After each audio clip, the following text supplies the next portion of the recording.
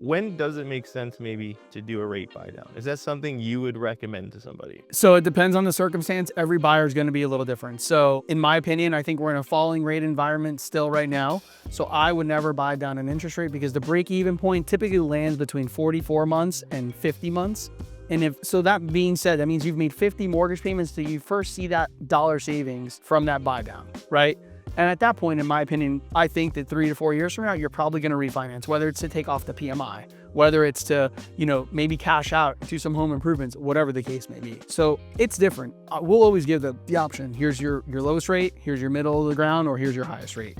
You wouldn't be surprised. Some people will take the higher rate with the lender credit because I don't know what they're thinking.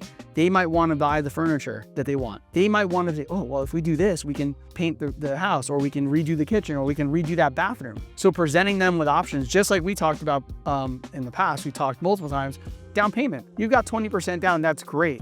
But have you ever thought about doing 15% down? Let me show you the small difference in the payment, and then you can do those renovations you wanted. Or have that little cushion or the nest egg. I love that you brought this up, and it doesn't always happen as quickly as it did. But when my wife and I purchased back in 2019, then COVID happened.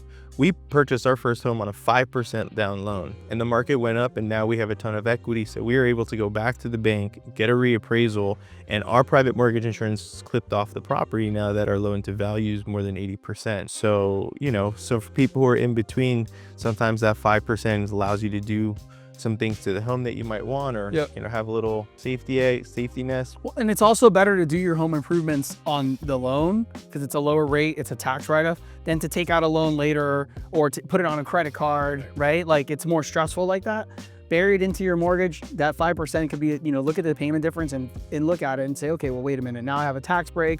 It's not such a big payment, right? When you do 5% or $500 to $25,000 over 30 years is not that big of a payment. So it's one of those things where you really just look at the options and just consider it. Right.